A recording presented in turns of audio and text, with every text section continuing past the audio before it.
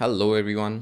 आज की वीडियो में हम ज्योग्राफी की कैसे तैयारी करी जा सकती है यूपीएससी सिविल सर्विसेज एग्जाम के बारे में इसके बारे में बात करेंगे। Both for prelims and for mains क्या डिफरेंस है, किस तरीके से आप सोर्सेज को वेरी कर सकते हैं, क्या बेस्ट आपकी सोर्सेज हैं, एटलस का क्या इंपॉर्टेंस है, and I even show you some pages from my own atlas that I use during my preparation days. तो let's get started. So to begin the discussion let's talk about कि भाई geography का importance क्या है civil services exam के लिए। तो सबसे इंपॉर्टेंट तो यही चीज़ है हमारी कि भाई प्रीलिम्स में पिछले 2-3 साल से काफ़ी क्वेश्चंस आ रहे हैं ज्योग्राफी से डायरेक्ट, मतलब एंड मेंस में obviously every year, specially the last 2 years there has been a rising trend in geography कि भाई GS1 का जो आपका पेपर होता है, तो GS1 के पेपर में you have history, geography and Indian society. तो इस पेपर में जो ज्योग्राफी वाला सेक्शन है that has been increasing in weightage in the last couple of mains. इस साल का मेंस और आ जाएगा, हम देख लेंगे कि भाई कैसा चल रहा है, but till then that is the idea. तो हर साल ज्योग्राफी से प्रीलिम्स में कम से कम 30-32 नंबर और मेंस में 80-90 मार्क्स आ ही रहे हैं। It's a very very important subject for you and it is a relatively simpler subject than others. But एक कैच है इसके लिए, एक बहुत बड़ा कैच है कि भाई आपको मैप देखना आना चाहिए और आपको कंफर्ट होना चाहिए मैप्स देखने में, क्योंकि अगर आप मैप नहीं देख रहे हो ज्योग्राफी पढ़ते हुए तो फिर आप ज्योग्राफी इनकम्प्लीट पढ़ रहे हो। Geography is not that subject जो आप बस मतलब किताब से पढ़ के निकाल लोगे, आपको कहीं ना कहीं जाके मैप देखना ही पड़ेगा। एंड मतलब आई शो यू कि भाई मेरी एटलस में मैं किस तरीके से यूज़ करता था, बट दैट्स द आइडिया कि जब तक आप मैप नहीं देखोगे ज्योग्राफी इनकम्प्लीट रहेगा। तो अगर थोड़ी और ब्रॉड लेवल पे हम बात करें कि भाई ज्योग्राफी का क्या इंपॉर्टेंस रहता है once you get into service, तो naturally once you become a policy maker, तो भाई आपको ये तो एटलीस्ट पता होना चाहिए ना कि भाई फिजिकल बैरियर कहाँ है, नदियाँ कौन सी कैसी है, इंफ्रास्ट्रक्चर इंडिया में कैसा है, कहाँ है। ऑब्वियसली अपडेट्स होंगे बट एक जनरल इन्फॉर्मेशन आपको रहती है, तो आपको आगे चल के भी ये हेल्प करता है। And not just in civil services, अगर आप आउटसाइड भी कुछ भी करते हैं तो आपको ज्योग्राफी का एक जनरल नॉलेज रहता है, तो it's good, right. So let's move on to the discussion of कि भाई व्हाट आर द सिलेबस का ब्रेकडाउन कैसे किया जाए, सोर्सेज क्या हैं, राइट। सो जो सिलेबस है हमारा कायदे से तो बहुत सिंपल सा दिया हुआ है। तो अगर प्रीलिम्स की हम बात करें तो प्रीलिम्स में तो सिंपल सी एक लाइन हमें दे दी गई है which is Indian and world geography, physical social economic geography of India and the world. अब इस पर सब कुछ कवर हो जाता है, इसमें कुछ बचता नहीं है। बट मेंस का जो सिलेबस है हमारा, मेंस का थोड़ा डिटेल्ड और है। तो ये वाले जो हमारे पार्ट्स हैं यहाँ पे, these deal with geography, salient features of the world's physical geography, distribution of key natural resources across the world, factors responsible for location of primary, secondary, tertiary sector industries in various parts of the world, including India, including South Asia, यहाँ पे भी है, important geophysical phenomenon such as earthquake, tsunami, volcanic activity, geographical features and their locations, changes in critical geographical features, and flora and fauna and effects of such changes. तो पहला जो उन्होंने किया था वो ये बोला था कि भाई India and world physical geography, यहाँ पे थोड़ा आपका ह्यूमन जियोग्राफी वाला एलिमेंट भी आ गया है विच इज़ पॉइंट नंबर 11 कि भाई natural resources and factors responsible for the location of primary, secondary and tertiary industries. तो बेस हमारा जो है, जो बेस प्रिपरेशन हमारी रहेगी वो हमारी रहेगी NCERTs के साथ ही, क्योंकि NCERT से बेटर बहुत ज़्यादा कोई सोर्स ज्योग्राफी के लिए नहीं है। और ये NCERTs कौन सी हैं? So these NCERTs are your class 11th and 12th NCERTs। तो ये आपकी दोनों 11th क्लास की NCERTs हैं एंड ये आपकी दोनों 12th क्लास की NCERTs हैं। इसके अलावा 11th और 12th में एक एक NCERT I think map work पे and practical work in geography पे है, वो आपको नहीं करनी है। But along with this the most important part is the atlas. अब इसमें कुछ लोगों का सवाल आता है कि भाई ओरिएंट ब्लैक स्वॉन की लेनी है, ऑक्सफोर्ड की लेनी, किसी की ले लो यार, कोई फ़र्क नहीं पड़ता, मैप देखना, ठीक है। मैप देखना इंपॉर्टेंट है, मैप पे ध्यान देना इंपॉर्टेंट है, क्योंकि मैप अगर देखोगे खोल के तो it will be easier for you to recall and remember all of the things that you have read, right. और मैप नहीं खोल के देखा तो फिर वो सब चीज़ एकदम ऐसा लगेगा कि भाई यार ये तो सब रटने का हो गया, कि भाई ये भी रट लो, ये भी रट लो, ये भी रट लो। बट मैप जब हम देखते हैं तो it becomes easier for us to recall these things. तो ये आपकी 4 NCERTs की शक्ल है, ये आपकी दोनों 11th क्लास की हैं, these are both your 12th class की NCERTs। नाउ इसके अलावा रेफरेंस बुक्स की अगर बात करें तो उससे पहले एक बार हम थोड़ा मैप्स देख लेते हैं, या छोड़ो, मैप्स बाद में देखेंगे, हम पहले रेफरेंस बुक्स की बात कर लेते हैं। तो रेफरेंस बुक्स में माजिद हुसैन सर हैं, तो उनकी geography of India and world geography 2 किताबें आती हैं। तो these are very popular, but again these are very bulky, very big and bulky. Then you have PMFIS के नोट्स जो हैं, तो ये नोट्स भी काफ़ी पॉपुलर हैं कि भाई ये कॉम्प्रिहेंसिव कवरेज देते हैं, but I would highly recommend कि भाई एटलीस्ट आप पहले NCERT ज़रूर करो, आप एटलस साथ में रखो अपना खोल के, उसके बाद भी आपको लगता है कि भाई कुछ कसर रह गई है, तो then you can go for any of these. And there is also GC Leong Certificate Physical Geography. Now this is specifically only world geography, but personally this is one of my favorite books by GC Leong, क्योंकि इस किताब में जितना diagrams दिए हैं ना, और जितना मतलब विजुअल रिप्रेजेंटेशन किया है कि भाई हम पढ़ते हैं इन द लैंड फॉर्म्स कि भाई ग्लेशियल लैंड फॉर्म्स वाला चैप्टर है आपका NCERT में, तो उसमें एक फ़ोटो दे दी है और उसमें सब बता दिया है कि भैया यहाँ पे ये कौन पीक बनी हुई है, ऐसे ये अरेते बना हुआ है, ये आपका क्रेविस है, ये आपका मतलब हर चीज़ एक ही फ़ोटो में दे दी है, तो समटाइम्स बिकम्स डिफिकल्ट कि भैया कौन सा क्या है। This is why GC Leong is a wonderful book and I would highly recommend कि भाई आपको अगर वर्ल्ड जियोग्राफी थोड़ा टफ लग रहा है तो ट्राई आउट दिस बुक। बहुत बढ़िया बढ़िया इमेजेस हैं, आपको अच्छा लगेगा। बट इफ़ यू फील कि भाई आपको नहीं बन पा रहा है इससे, तो choose any one of these, 1 2 3 में से तीनों करने की कोई ज़रूरत नहीं है, बिकॉज वो अननेसेसरी रेपिटेशन होगा। आप माजिद हुसैन के साथ जा रहे हैं तो माजिद हुसैन के साथ ही जाइए, PMFIS नोट्स के साथ जा रहे हैं तो सिर्फ वही जाइए। फिजिकल ज्योग्राफी GC Leong वाली चीज़ कर रहे हो तो उसके साथ साथ फिर आपको क्या करना पड़ेगा, आपको इंडिया ईयर बुक को भी थोड़ा देखना पड़ेगा, क्योंकि इंडिया ईयर बुक आपको जो GC Leong is giving you world geography, India yearbook will give you some updates about what is happening in terms of the Indian industries and movement and वो सब चीज़ें, right? But करनी इनमें से एक ही चीज़ है, either माजिद हुसैन और PMFIS notes और GC Leong and India yearbook, right? So now let's move on to the atlas. Right, so as you can see this is a page from my atlas. यहाँ पे हर चीज़ को मैंने जो भी मुझे लगता था उस टाइम पे इम्पोर्टेंट है, एंड मतलब that is the thing with geography कि आपको लैंड फॉर्म्स बेसिक थोड़े पता होने चाहिए कि भाई आपसे कॉकेसस माउंटेन्स के बारे में बार बार बात हो रही है अगर, तो आपको पता होना चाहिए वो मैप पे किधर है। Now Crimea has been so much in news, या Ukraine has been so much in news for the last 2 years because of the Russia Ukraine war, and अभी भी बहुत सारे लोग ऐसे हैं जो भी नहीं बता पाते सेवास्तोपोल किधर है, राइट? तो सेवास्तोपोल कुछ बेसिक चीज़ें आपको ये पता होनी चाहिए। एंड साथ ही साथ फिर यहाँ पे आप देखोगे तो ये क्रिमिया के साइड में सी ऑफ एजोव है या कर्च स्ट्रेट है, तो ये सब बेसिक चीज़ें हैं आपको एक बार मैप पे ज़रूर देखनी चाहिए, राइट? कि भाई यहाँ पे बॉस्फोरस स्ट्रेट है आपका, then English strait of Dover है, मतलब इंग्लिश चैनल में strait of Dover is the narrowest part, the cliffs of Dover. तो Saint George's channel, Balearic islands, मतलब बेसिक चीज़ें आपने हाईलाइट करके यहाँ पे रख ली अपने याद रखने के लिए कि भाई अगली बार जब मैं ये पेज पलटूंगा तो मुझे सारी याद आ जानी चाहिए।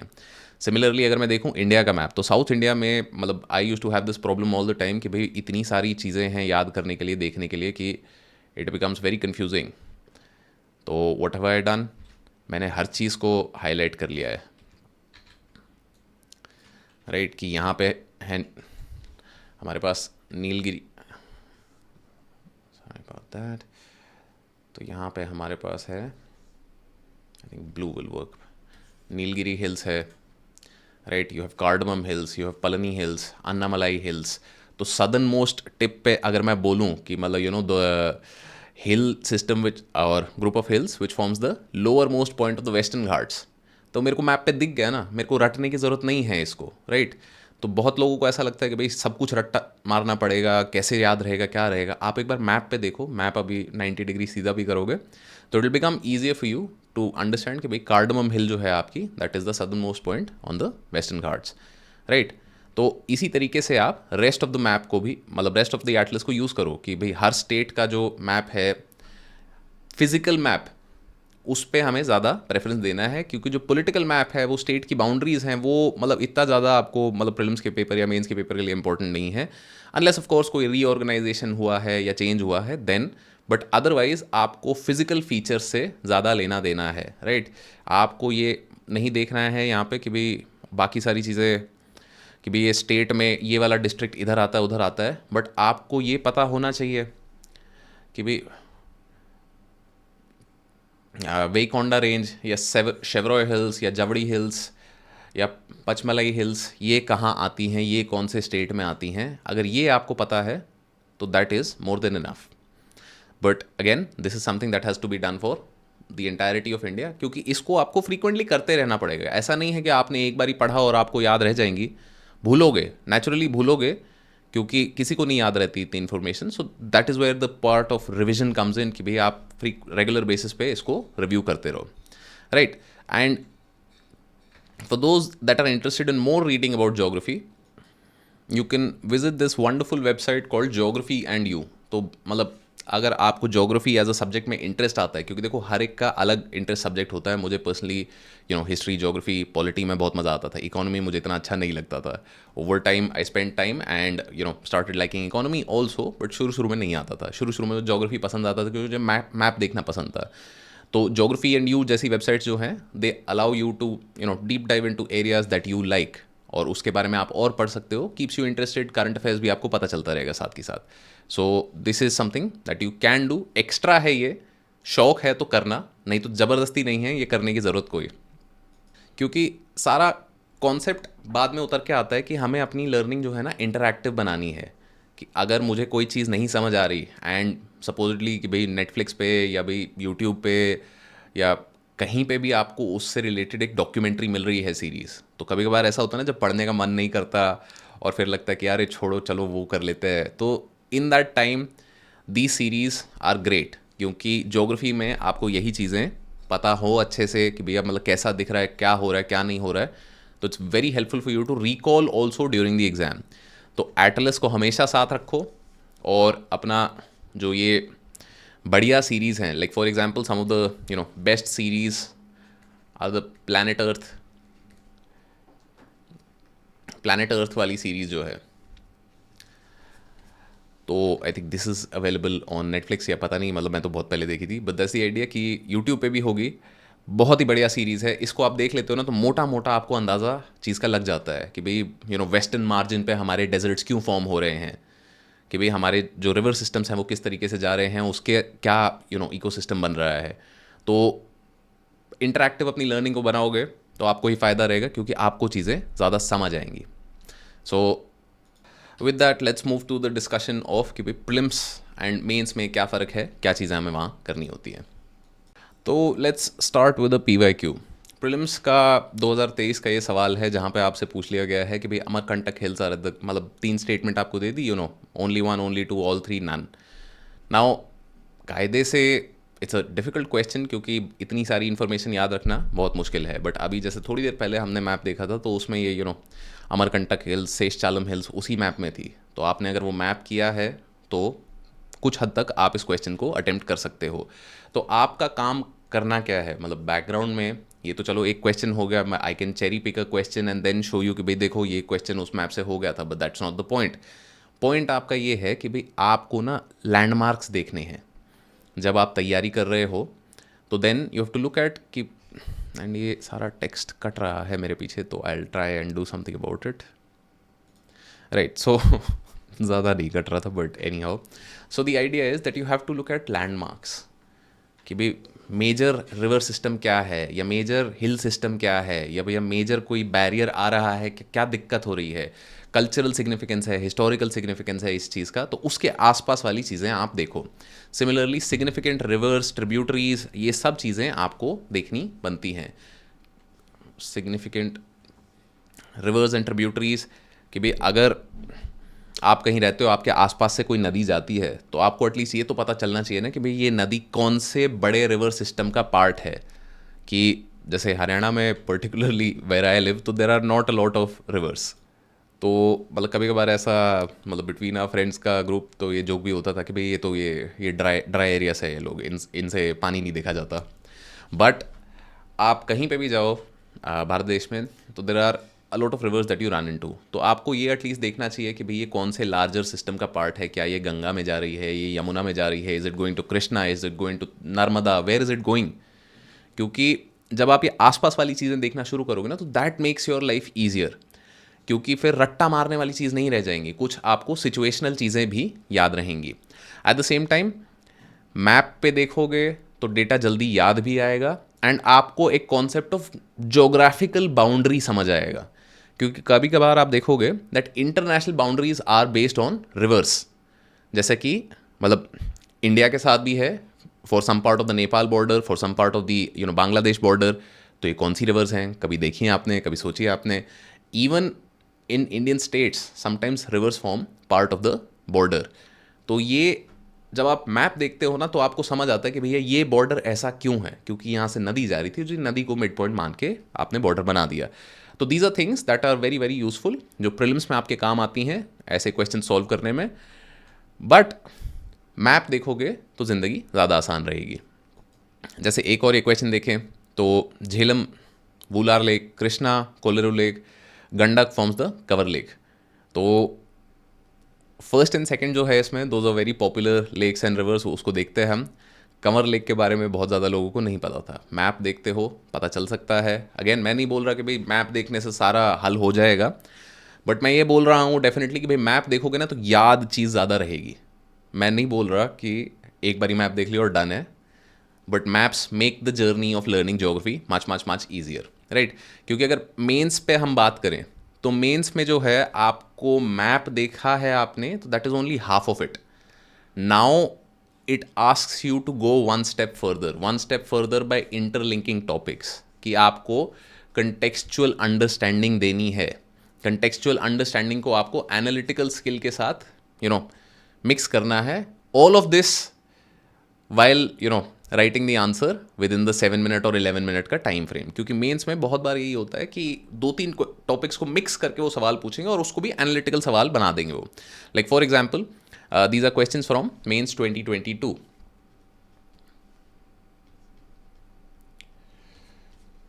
Right. Describe the distribution of rubber producing countries. Indicate the major environmental issues faced by them. GS1 का GS1 का ये क्वेश्चन है, GS3 का टॉपिक है environmental issues generally in GS3, but distribution of rubber producing countries, very geography, उसके साथ आपने combine कर दिया कि environmental issue with rubber producing countries क्या आ रहा है, क्या प्रॉब्लम्स है। और इसमें अगर आप मैप बना के दिखा सकते हो कि भाई देखो rubber producing countries are generally found around the equator, क्योंकि उस टाइप का कंडीशन चाहिए होता है, तो आपने वो मैप पे अगर दिखा दिया तो you get those extra marks in your answer.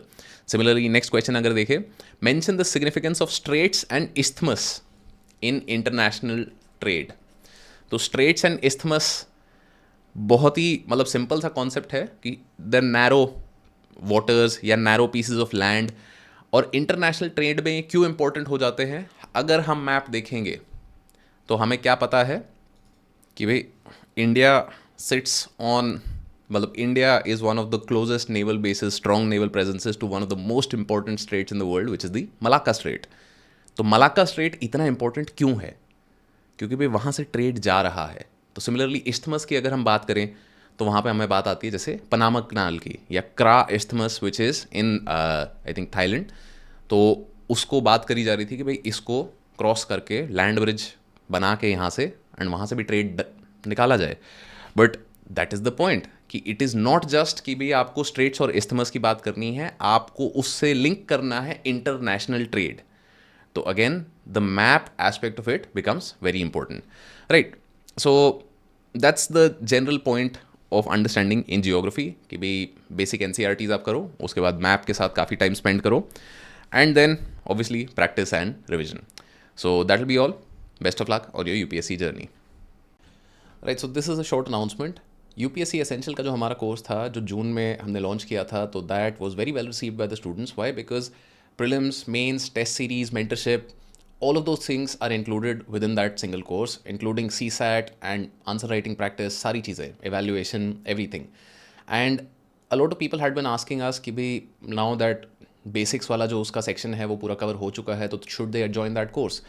तो हमने मना कराया है काफ़ी लोगों को कि भाई नहीं, अब पिछला आप एसेंशियल का बैच ज्वाइन कर रहे हो तो काफ़ी हद तक वो कवर हो चुका है। So in order to fulfil the request of a lot of students who have been reaching out to us via contact, there is a new batch of UPSC Essential coming up, which will be starting on the 6th of October. And if you want to know more about the course, you can simply visit courses.upscprep.com। यहाँ पे आपको ये UPSC essential का मिल जाएगा। तो for those of you who are preparing for 2024, तो prelims वाला जो रेलिवेंट सेक्शन है विच इज़ जो बेसिक्स कवर करते हैं हम, that will be definitely covered before prelims, but advance की जो आपकी क्लासेस रहेंगी वो थोड़ी मेंस के बाद कवर अप होंगी, क्योंकि सारा प्रीलिम से पहले करवाना नॉट फीजिबल है। एंड हमारा भी ये मानना है कि भाई लास्ट के 2 महीने आपके पास कम से कम सेल्फ स्टडी के लिए रहने चाहिए।